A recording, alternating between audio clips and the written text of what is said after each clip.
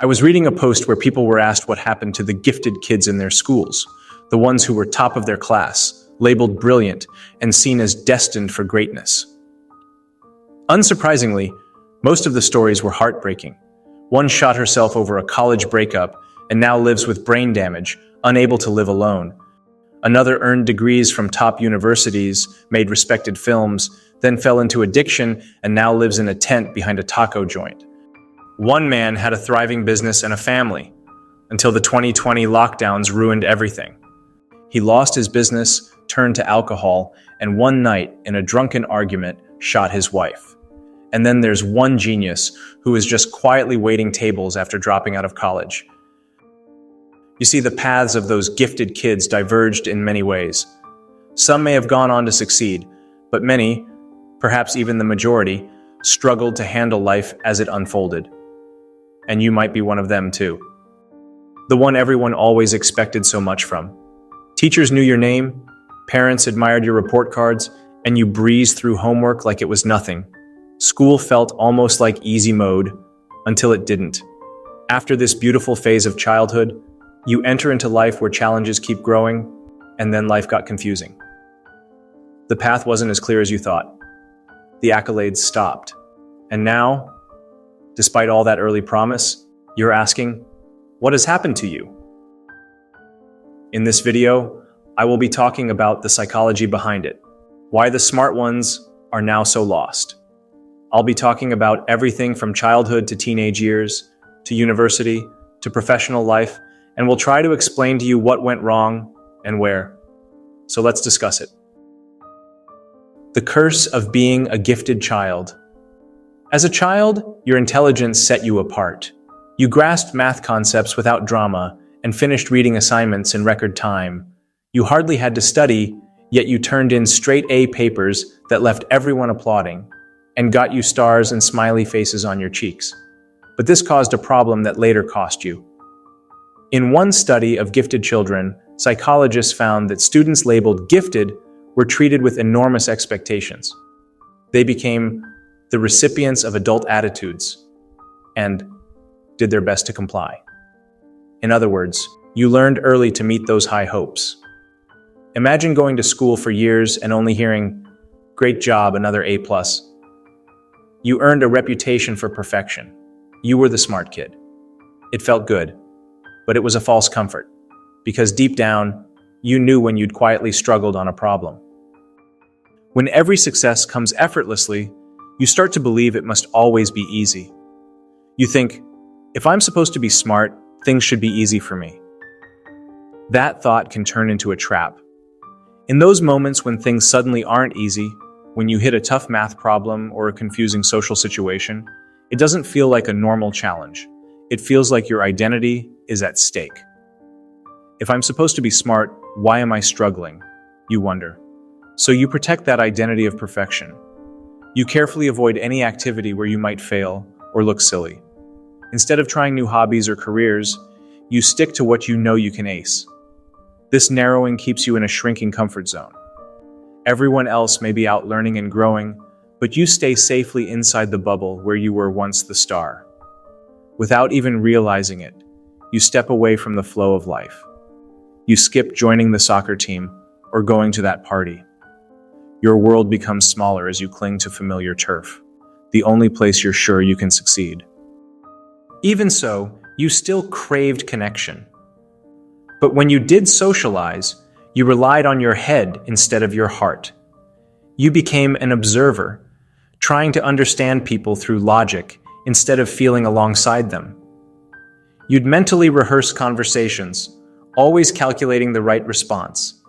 It made you appear confident on the surface, but underneath, you were exhausted and anxious. Socializing felt like another test you had to ace, and so, bit by bit, you began to retreat. You told yourself nobody understood why you were the way you were. The isolation grew, even though you were surrounded by people. This was your world of childhood brilliance. Intelligence was your gift, but it also became a fragile myth. By building your identity on being the smartest kid, you unknowingly set a standard so high that you thought you could never fall. Then comes the transition to adulthood.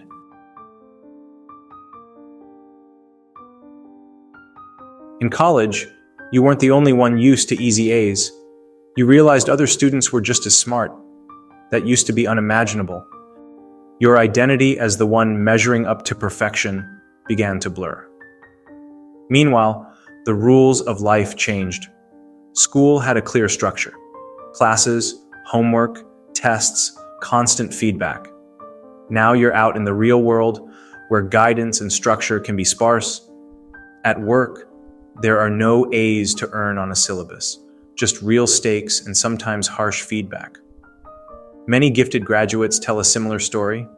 For the first time, they felt directionless and underemployed, as if all their potential was wasted. This jolt can be disorienting. The clear expectations of childhood disappear. Suddenly, you aren't the golden child anymore.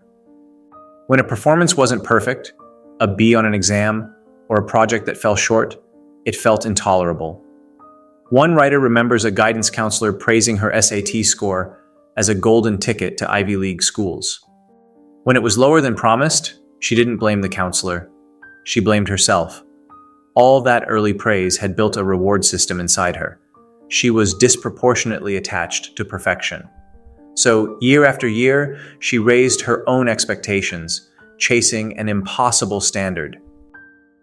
In psychology, this relentless chase is linked to chronic feelings that anything you accomplish is somehow incomplete or imperfect. No one taught you how to cope with ordinary hardship. When school was easy, you never had to study, so you never learned how to learn hard things. Now you have to start from zero. When your first adult challenge knocked you flat, it felt like your whole foundation was crumbling. You might have been working so hard, yet for the first time, nothing was easy. The cognitive wind beneath your sails was gone, and the world felt adrift. But what's really going on in the brain behind all this? That's what I will discuss now.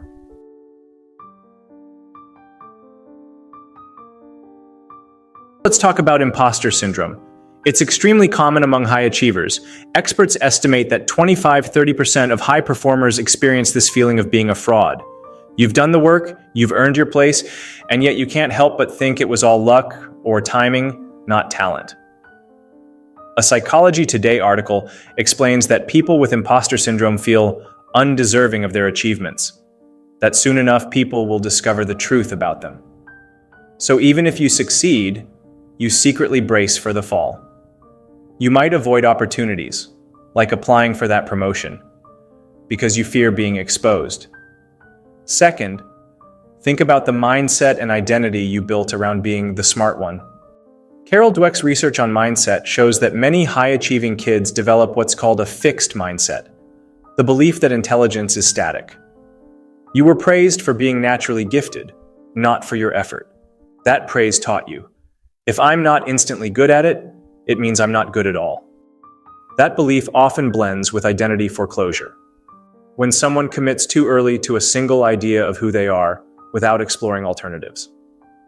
With a fixed mindset, tough challenges don't feel like growth opportunities. They feel like threats. You start thinking, if this doesn't come easily, maybe I don't belong here at all.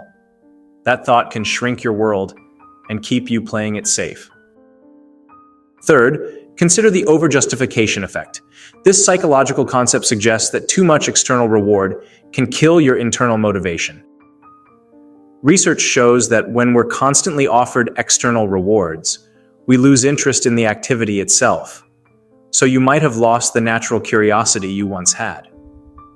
Now that the praise is gone, it's harder to find the internal motivation to push yourself. You interpret that as proof you were never that smart to begin with, which spikes your anxiety. Over time, this becomes a vicious cycle. And for some, this slow spiral doesn't just lead to stress.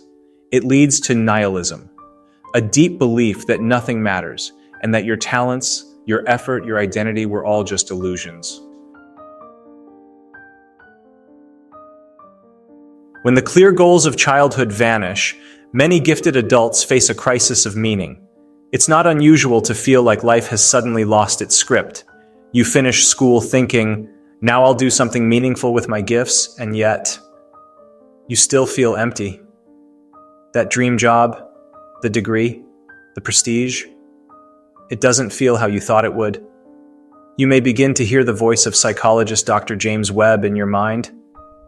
Intelligent, sensitive, idealistic people, like you, tend to notice the absurdities of the world. You start asking difficult questions. Why am I doing this work? Does it even matter? This experience is known as an existential crisis. It can happen to anyone after a trauma or major life shift, but gifted individuals are especially prone to it. Webb's research notes that they tend to ask themselves deep questions about purpose, identity, and the nature of reality, often from a young age. Once you really look at the world, with all its contradictions and chaos, it's easy to feel small. It's like being given a microscope to examine life, but no map to navigate it. And even as you wrestle with meaning, the pressure to succeed doesn't disappear. You feel trapped between the weight of your potential and the absence of meaning. Meanwhile, there's a deeper kind of loss. You might look around and see peers who chose simpler, more conventional paths. They seem content. You, on the other hand, might feel like no one ever taught you who you are outside of school and accolades. It's deeply isolating. And if that search resonates with you, I highly recommend reading Fyodor Dostoevsky's Notes from Underground. It captures this inner battle, the brilliance, the alienation, the stubborn pride, the fear of real life. Or if you prefer, you can watch the video linked in the description and end screen. It may help bring clarity to many of the questions you've been asking.